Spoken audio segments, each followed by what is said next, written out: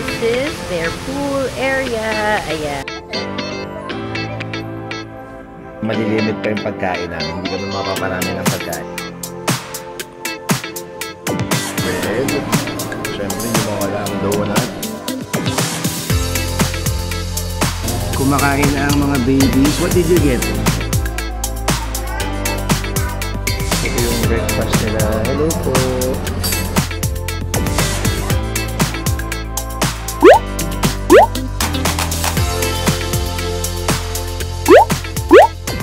Hello mga ka-eats! Welcome na naman sa isang vlog. At after namin magstay sa Lime Resort, Manila, sana na-enjoy nyo nga pala or sana nga panood nyo na yon dahil nasa isang staycation na naman kami sa isang very legendary at classic na 5-star hotel along Ross Boulevard sa Manila. Ito ay ang Diamond Hotel Philippines. Naku mga ka-eats, nakailang stay na rin kami dito at sobrang ganda ng view. Maganda yung hotel. Masarap yung breakfast buffet. May swimming pool, may gym, at may masarap na mga restaurants pa. Nako, abangan ninyo yung mga may experience namin dito. Pero bago yan, mag-room tour muna tayo. Tara, let's go! Pagpasok pa lang ng room, meron na tayong full-length mirror dito. At sa likod ko, syempre, hindi mawawala ang malaking storage na may kasama ng bathrobe, hangers, extra pillow, ironing board, plastic for the laundry, at syempre meron silang slippers dito, meron pang fire extinguisher, at safety deposit box. Tapos, more storage over there. Saan natin yan? Kapag kami nagsistay dito talagang nare-relax kami kasi parang ang 5-star hotel talaga dating mga kids. So, ito yung kanilang bathroom, toilet and bath. Meron tayo ditong toilet with bidet. Tapos, hair dryer, sanitary bag, shower cap, vanity kit, shaving kit, at toothbrush with toothpaste na yan. Siyempre, huwag kalilimutan yung mirror. Hello sa inyong lahat. Towels for your hands. Glasses. At meron tayo ditong hand and body wash and hand and body lotion. Gusto ko dito ang bango ng kanilang hand and body wash. Meron din sila ditong hand and body wash at shampoo and conditioner. Ito yung kanilang shower at ito yung kanilang bathtub. At gusto ko meron silang anti-slip mat. Tapos syempre, towels. Punta naman tayo dito mga ka-eats kung saan makikita yung kanilang coffee and tea amenities. Nandyan na with a kettle. Tapos meron tayo ditong bottled waters or bottles of water na hindi nyo na kailangan magpa-plastic pa o hindi kayo magsasayang ng plastic kasi nakabote na yan. Siguro pwede naman kayo mag-request for more. Meron din tayong mini fridge. Mirror pa dito. Luggage rack. At more space. Dito naman makikita yung pinaka-bedroom mga ka-eats. So ito muna yung kanilang work table na may view of the cityscape. Tapos, I love the room. You love the room. Oh, she has a GC. She was excited. Okay. Hello, Sadie. Excited na sila. Tapos ito, king size bed for the win. Tapos dito, meron tayong bedside tables. Pasensya na nakapag-candy sila after Halloween. Okay. That is too loud. That is too loud. We don't want to disturb others and we don't want our viewers to lose their minds because when they hear loud things, it might be too loud for them. Okay? We don't like that. Okay, pareho lang yung work table, yung table on both sides na may charging pods o parang USB-C and USB-A. High-tech na pala to. Parang newly renovated na siguro. Tapos yan yung king size bed. May coffee table dito at yung couch. Hello babies. Hello babies. Ayan. Tapos ito yung view ng Manila Bay. And kita dito yung kanilang swimming pool. Ross Boulevard at Manila Bay. And the streets of Manila. So itong room na to, kung tama ang alala ko, or kung tama ako, Ito ay mga, siguro nasa Deluxe King siya.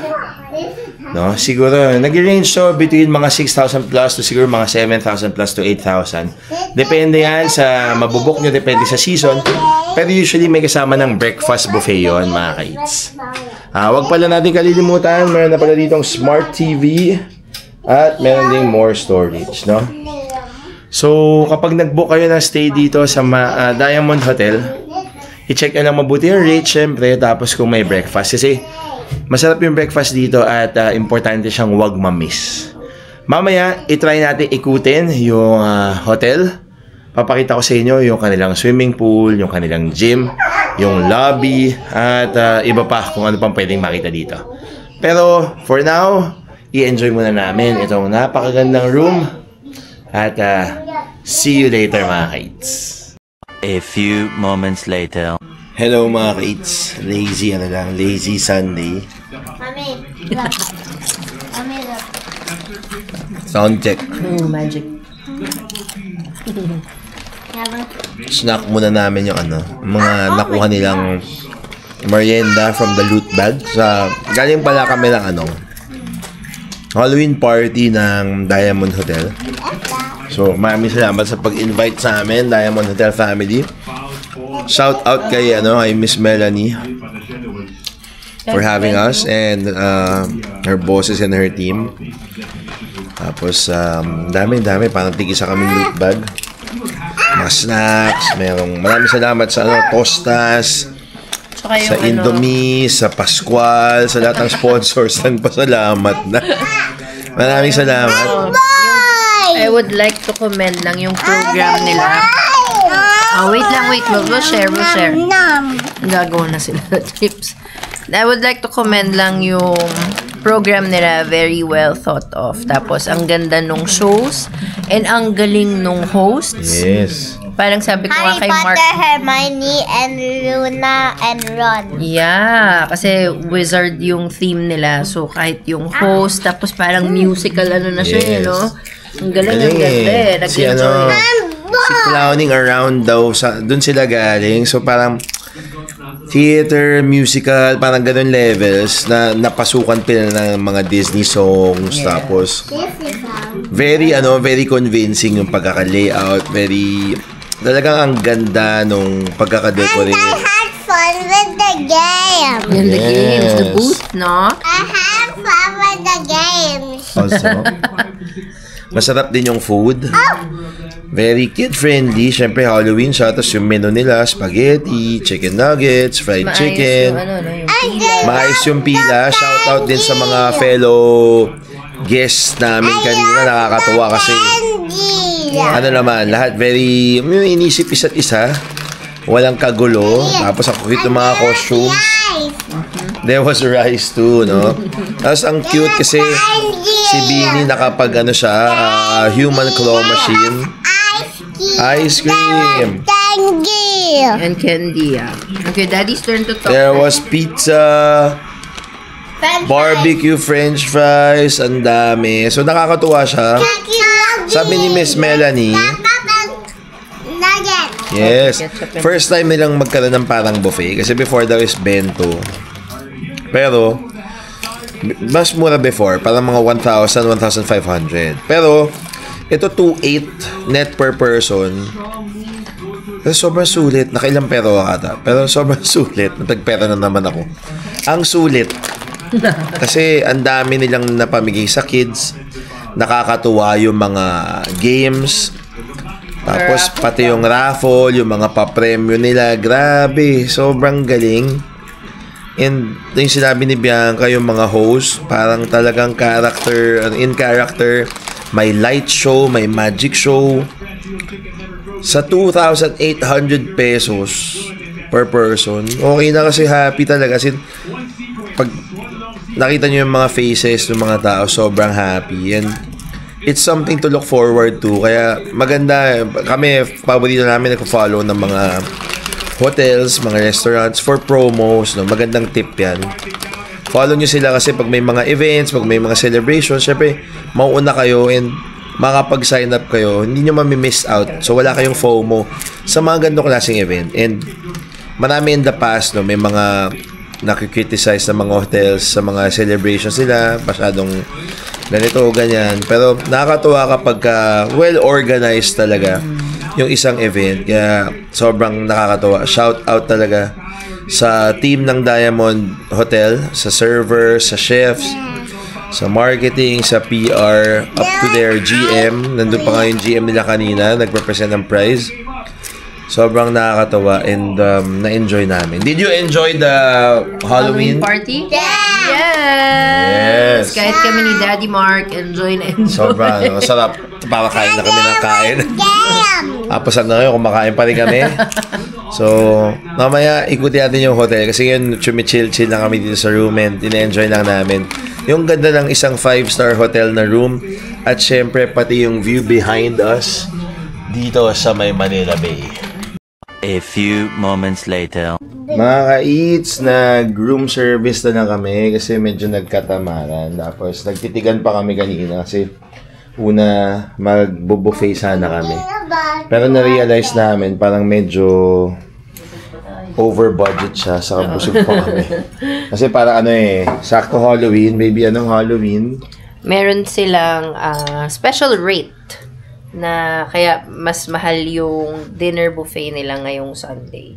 Kaya nag-decide ko room service na. So kahit may BDO discount sana kami, room service na lang. So at least medyo malilimit pa yung pagkain namin. Hindi kami mapaparami ng pagkain. So nag-order kami ng 3 kinds of sushi and sashimi. Meron tayong chicken pork adobo. Plain rice yan, pero bagong fried rice. Bagong rice talaga yun. Pinapalitan lang namin. So yan yung serving niya. Medyo malaki naman. Meron tayong pancit canton dito. Na loaded naman with veggies, mushrooms, and bok choy. Tapos meron siyang shrimps.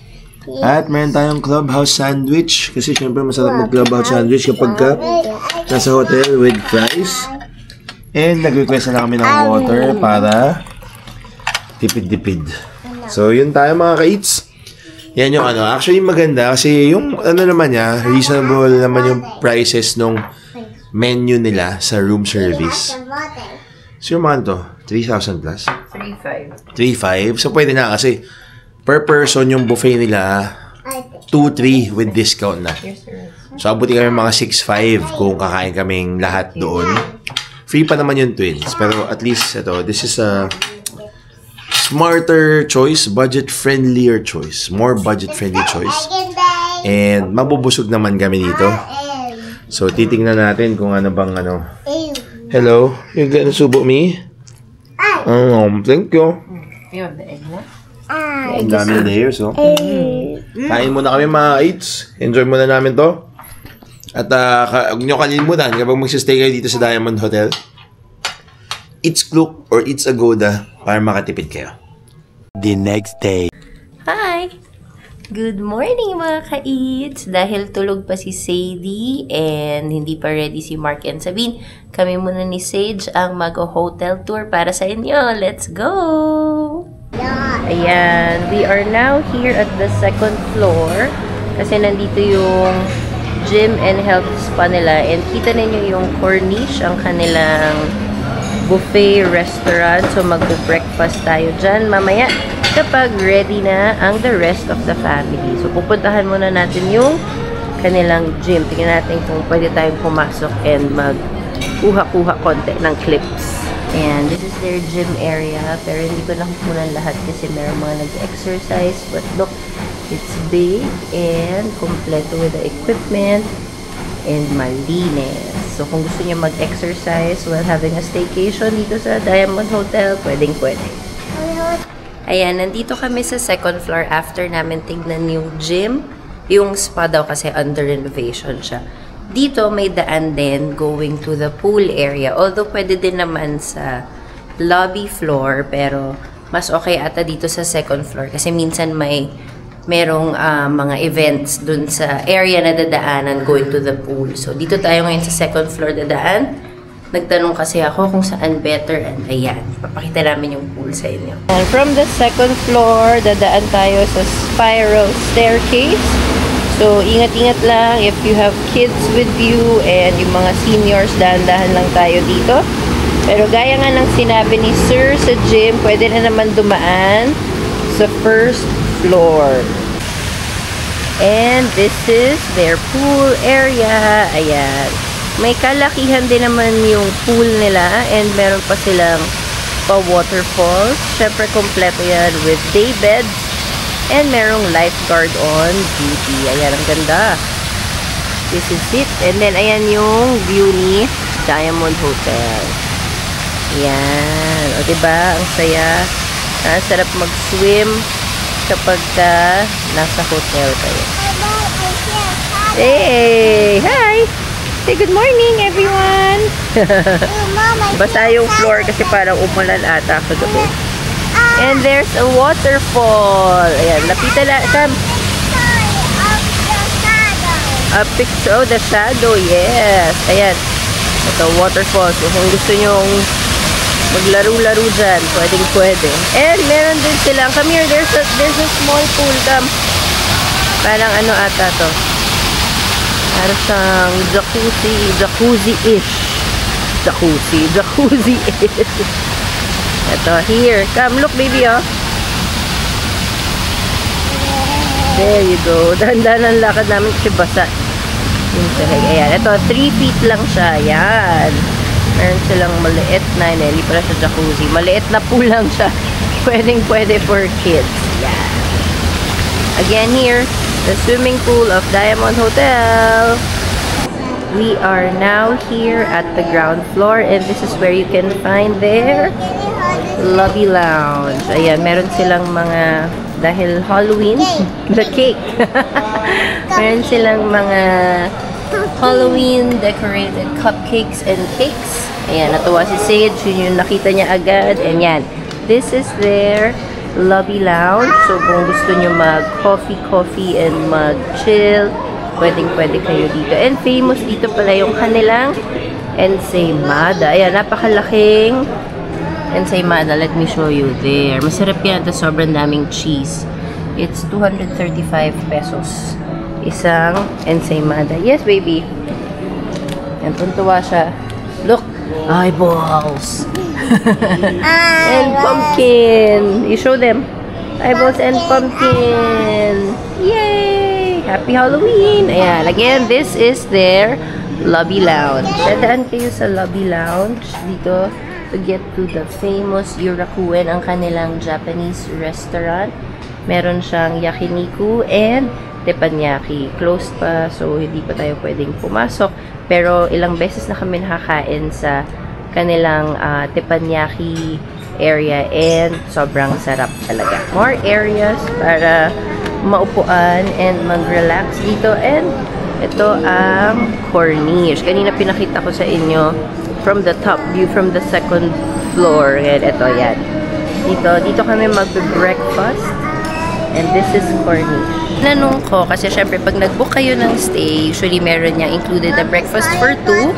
Ngayon, kung walk-in guest kayo or meron kayong extra head, 1,538 net per person. Daily siya. So, weekend, walang special rate. So, again, 1,538 net per person yung kanilang breakfast buffet in case na gusto nyo mag-walk-in or meron kayong extra head na kasama na babayaran yung breakfast buffet. So, babalik. We're going back to the room. Susunduin na namin the rest of the Tan family. No more. Hinahanap niya yung decoration kahapon nung Halloween. Wala na. They removed it na. Finished na. So, we're going back to the room. We will fetch, Daddy, Achi, and Didi. So, see you later at breakfast. Bye! A few moments later. Magandang umaga mga ka-eats. Dito kami sa loob ng corniche. Tapos ito yung breakfast nila. Hello po. So yung breakfast nila guys, parang ulam na agad. So meron tayong parang roast pork, roast beef, veggies, fish fillet, chicken longganisa, potatoes, at mayroong roast beef. So pork ata. Lamb pala to, lamb. Tapos meron tayong egg station dito. Pagawa kayo ng egg kung anong gusto nyo. Tapos merong boiled eggs, merong sunny side up. Ito, magkakasama sila dito. Meron ng omelette na ready. Hello, hello. Tapos Ito, may noodle station. So, pwede kayo magpagawa ng noodles. I believe merong beef at chicken soup. Tapos, meron silang dim sum. Merong red bean bun at kaya bun. Tapos, syempre, hindi mawawala ang paborito nating bacon. Meron din sila dito ng arroz caldo at congee. Syempre, rice. Grabe yung breakfast nila, punong-puno, no? Oo, ang dami. Tapos, macaroni. So, busog na busog agad. Hello! Tapos, meron tayong pork station. Bangus. Pork station. Bangus. Longganisa. Tapos, parang ano, mukhang lechon paksiw. Tapos, dinuguan. Grabe. Meron tayo dito boiled curry egg. Tapos, vegetable sambal. Ito yung milk at yung kanilang cereal station. Ganda nung restaurant nila. Yes, cereals! So, meron pa pala dito sa gitna. So, itong breakfast sabi ni Bianca, mga 1.5 something kapag adult. So, si Bini inad na namin kasi 2 adults na ngayon free. Tapos sila sage free pa naman. Half price yung mga 700 plus si Bini. So, may charcuterie. We'll get later, ha. Tapos meron tayong salad dito. Tapos, syempre meron tayong fruits. Madaming fruits. Meron silang mango, meron parang peach, merong watermelon, merong melon. Tapos, what do you want to get? Let's get food na. Okay, wait lang, ha. Tapos ito, mga muesli, oats, at mga may Japanese parang breakfast pa sila dito. At ito rin, meron silang Japanese breakfast at miso soup. Kukuha na kami ng makakain. Let's get food. Yes. Alright. Kumakain na ang mga babies. What did you get? What's that? Kanina sabi mo? Chicken? And yes. No, they're fish. Fish. How about you? Same. Egg, rice, and fish. How about you? This, A lot, no? Because we're sharing plate. yeah. We say, let's eat. Let's eat. Okay, kakain muna kami mga ka-eats dito sa Corniche. Sobrang nakakatuwa yung selection nila ng food kasi feeling ko pagka nagpakabusog kayo dito, hindi nyo na kailangan mag-lunch at baka konti na lang yung kainin nyo for dinner dahil sobrang panalo na niya. Again, free siya kapag kinuha nyo yung room with breakfast. Yes, that's for the fish. Kapag kinuha nyo yung room with breakfast, pero kung walk-in lang kayo or parang extra person lang, 1.5 plus kapag adults, 700 plus naman for kids. Siguro mga 6 to 11 years old yan mga ka-eats. Dito sa Corniche sa Diamond Hotel sa Manila. Meron pa pala dito mga ka-eats. So meron tayong mga bread. Siyempre hindi mawala ang donut. Meron tayong muffins. May mga cakes. Meron tayo dito para mga fruit jelly, puto, egg pudding, tapos more loaf bread. At iba't ibang klase pang breads meron dyan. Tapos meron din pala dito pancake, waffle, at French toast. Siyempre, hindi mawawala yung mga whipped cream at iba pang spreads. Hello mga kids! Tapos na kami mag-breakfast sa Corniche na sobrang nagulat kami kasi ang dami ng ulam. Parang sobrang sulit na siya kasi 1,538 siya kapag walk-in na adult and 769 naman per kid, no? Kapag above 5 years old na siya. Basta 6 to 11 yan usually. So, kahit bayaran namin yung sulit na. So, si Sabine binayaran namin yun sa kanya. Hello! Sobrang sulit. Kasi ang sarap ng ulam. Kompleto yung mga favorites. May bacon, eggs, pancakes, waffles, pastries, bread. Tapos, cereals. Isipin nyo merong lechon paksiw. Yes, ang dami. Parang yes. And eggs. Eggs kapag Okay, it's Daddy's turn. And mango juice. And mango juice. And water. yes. And the water. Kapag nag-stay kayo dito, 6,000 plus pesos per night lang. And fish. Meron ng breakfast buffet yun, so sobrang sulit na. Isipin nyo parang 3,000 na lang yung room ninyo. So pwedeng-pwede na. And Masarap siya, masarap. Siyempre nagpapalit Nagpapalit yung ulam. May fruits pa. Nagpapalit yung ulam, nagpapalit yung selection. Pero syempre, hindi ko alam kung sinuwerte kami. Hindi dahil vlogger kami. Lunes pa nga ngayon eh. So siguro, kung kapag Sunday, Saturday yan, baka mas masarap pa ni ate. Alam, no? At ang maganda rin dahil Monday kami nag-breakfast, konti lang yung tao. Hindi ganun kadami. And nasatisfy naman kami. Sobrang busog na busog talaga. Hindi nasatisfy, busog na busog. Tapos hindi na kami nag-swimming kasi nag-swimming na kami doon sa previous hotel. Pero sobrang na-enjoy naman ng kids namin yung Halloween party nila, yung room, ang ganda, ang laki. Tapos, corner pa siya eh. So, dalawa yung bintana. So, kita namin yung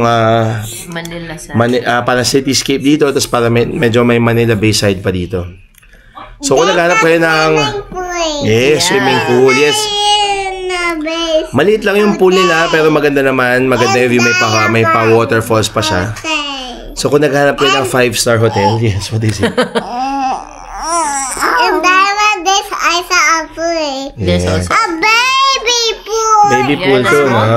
pool, yes. Kaya kung naghahanap kayo ng magandang... Not inside. Aha. Okay, listen to Daddy first. Naghanap kayo ng magandang 5-star hotel at hindi siya sobrang kamahalan. Dito sa Manila mismo, subukan nyo magstay sa Diamond Hotel. Hindi kayo magsisisi. Panalo yung breakfast. Siyempre 5-star service. Ang ganda ng room. Marami siyang mga newly renovated rooms na. Even napansin namin kahit yung elevator sila. Bagong renovate din. So parang at least, di ba? Hindi siya pinapabayaan at hindi siya napabayaan. Tapos, i-check niyo yung online shopping website nila kasi may mga deals din doon for minsan may room deals, may dining deals, may mga pastry deals. I-check niyo kasi sobrang sulit siya. So, yun lang mga ka-eats. Sana gamitin nyo rin yung codes namin kapag nag-book kayo dito para maka-discount kayo syempre sa inyong stay. Pwede nyo rin pangkain yun, pang shopping or kung ano man. Maraming salamat sa panonood at sana na-enjoy ninyo yung Diamond Hotel experience namin. Until next time. Bye-bye.